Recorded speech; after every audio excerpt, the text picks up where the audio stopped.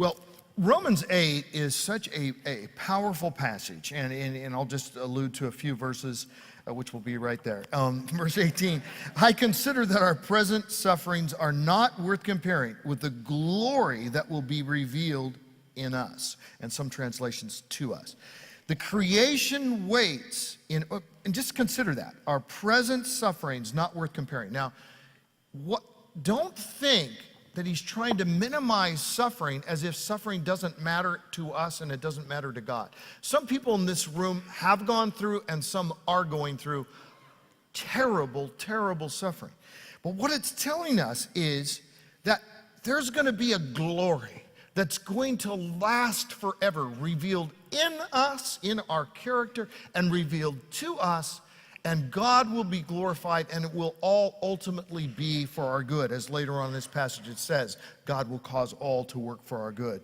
And then, verse 19, the creation waits in eager expectation for the sons of God to be revealed. And when it says sons of God, it's children of God, and obviously sons is always generic, sons, or normally is generic, sons or daughters. The sons and daughters of God to be revealed. For the creation was subjected to frustration, not by its own choice, but by the will of the one who subjected it, in hope that the creation itself will be liberated from its bondage to decay and brought into the glorious freedom of the children of God. And it goes on to talk more specifically about resurrection. The whole idea is creation, all creation fell on our coattails. When I say our, it's because the Bible connects us back to Adam and Eve. We all sinned in Adam. So when Adam and Eve sinned, as representatives of the human race, it's like we were all sinning, and we all sinned in Adam. Okay, well, that was the fall. That was where the curse came.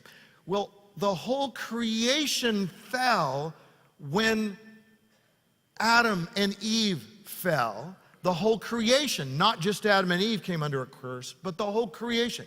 The animals, the plants, the trees, the natural resources of the planet. We live in a fallen world. But here's the deliverance. That's the promise of God. And this is so important because too often we individualize our salvation and we spiritualize our salvation as if the redemptive work of Christ was limited to snatching people out of this world when they die so that they'll live forever in some other world, which implies that God's original plan for Adam and Eve laid out in Genesis 1 and 2 and have dominion over the earth, and basically saying rule the earth, care for the animals, do all this to my glory. Sometimes we think Satan messed up that plan. God's plan failed. It didn't happen the way he planned it. Now all he can do is he does this redemptive work and snatch us out to go up and live with him in heaven.